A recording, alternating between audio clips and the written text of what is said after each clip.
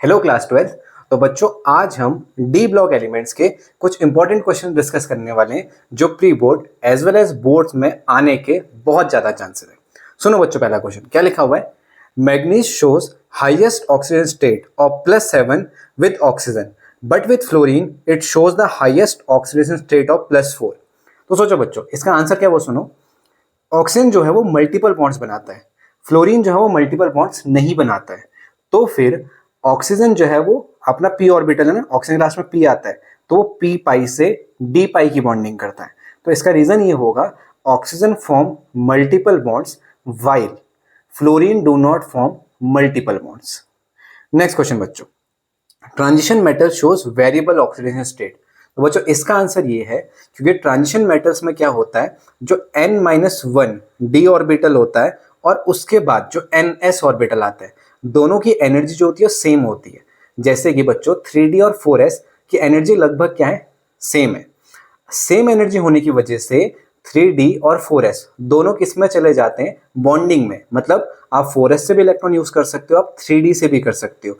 इसलिए वहां पे हम ये बोलते हैं कि both have comparable energies so they both take parts in bonding due to which they have a variable oxidation state.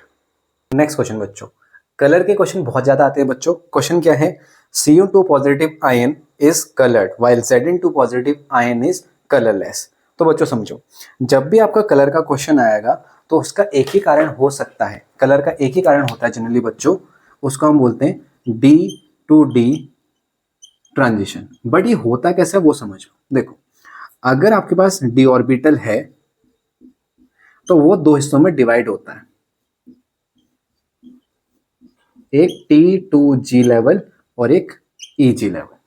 अगर हम कॉपर की बात करेंगे बच्चों, तो कॉपर में हमारे पास क्या होते हैं, हमें ये ध्यान रखना है, कॉपर नहीं बच्चों किसी में भी अगर आपके पास अनपेड इलेक्ट्रॉन्स हैं तो वो नीचे से ऊपर जाएंगे फिर वापस नीचे आएंगे, उस समय कलर रिलीज करेंगे। ठीक है, तो आपको क्या समझना है, जब भी आपके पास अनपेड इलेक्ट्रॉन टॉपिक आ जाएगा तो उसमें इलेक्ट्रॉन ट्रांजिशन करेंगे नीचे के डी से ऊपर के डी की तरफ को। तो अनपेड इलेक्ट्रॉन होने की वजह से वहां पे लग जाता है डी टू डी ट्रांजिशन, जिसकी वजह से अगर हम जिंक की बात करें तो वहां पे होगा 3d10 लास्ट में। तो जिंक जो है उसका डी ऑर्बिटल कंप्लीट है, तो वहां पे ट्रांजिशन नहीं हो सकता, इसलिए वहां पे डी टू डी ट्रांजिशन का कॉन्सेप्ट नहीं लगता है। क्वेश्चन नेक्स्ट सुनो बच्चों, इंपॉर्टेंट है। Calculate the spin only movement of CO2 positive by writing the electronic configuration of cobalt and CO2 positive. तो आपको क्या लिखना है ना बच्चों, स्पिन ओनली मैग्नेटिक मूवमेंट। देखो बच्चों, मैग्नेटिक मूवमेंट निकालने का फॉर्मूला होता है n+2, जिसमें n होते हैं नंबर ऑफ अनपेयर्ड इलेक्ट्रॉन। समझो, कोबाल्ट का कॉन्फ़िगरेशन होता है बच्चों आर्गन 3d4s, 18 2 20, 20 और 7 27। अगर आप CO2 पॉजिटिव करोगे तो क्या होगा, आर्गन 3d4s, यहाँ से 2 चले जाएंगे, यहाँ पे कितने बच जाएंगे, 7। अब तुम्हें पता है कि डी में कैसे भरे जाते हैं, ऐसे पहले 5 बॉक्स होते हैं ना, 1 2 3 4 5 6 7।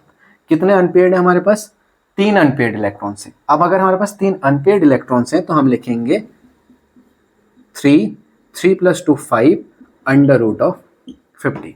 देखो बच्चों, इनका रूट निकालने का मैं आपको तरीका बता रहा हूँ कैसे करना है। हमें देखना है इसके सबसे नजदीक का रूट कौन सा है, 16। उसमें से आपको एक नंबर कम करना है। 16 किसका स्क्वायर होता है बच्चों, 4 का। जो भी आप यहाँ लिखोगे नंबर, उसका दुगना यहाँ लिखना।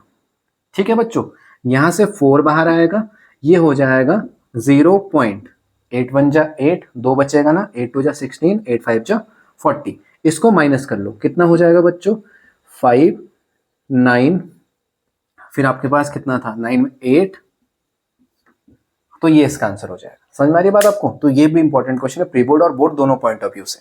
नेक्स्ट इंपॉर्टेंट क्वेश्चन बच्चों, copper ion is not known in aqueous solution. ठीक है बच्चों, ये बहुत इंपॉर्टेंट क्वेश्चन है।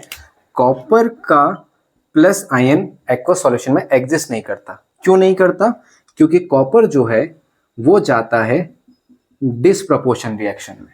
डिसप्रपोर्शन क्यों, क्योंकि एक ही नंबर का ऑक्सीडेशन और उसी कॉपर का रिडक्शन हो रहा है। तो बच्चों हमें इसका पहले ये लिखना पड़ेगा, reason copper positive goes disproportion reaction. दूसरा, Cu2 positive have high hydration enthalpy. ये दो ही आंसर इसके होंगे बच्चों। जब भी ये क्वेश्चन आएगा तुम्हारा तो तब तुम यही आंसर लिखना कि कॉपर पॉजिटिव आयन जो है वो डिस्प्रोपोर्शन रिएक्शन करता है और 2 पॉजिटिव जो है वो ज्यादा हाइड्रेशन एंथैल्पी कंटेन करता है कंपेयर टू Cu पॉजिटिव, जिस वजह से ये ज्यादा स्टेबल है। आई होप ये वीडियो आपको हेल्प करेगी, और अगर आप नए हो चैनल को सब्सक्राइब कर लो ताकि और चैप्टरों के भी ऐसे ही आपको इंपॉर्टेंट क्वेश्चन मिलते रहे।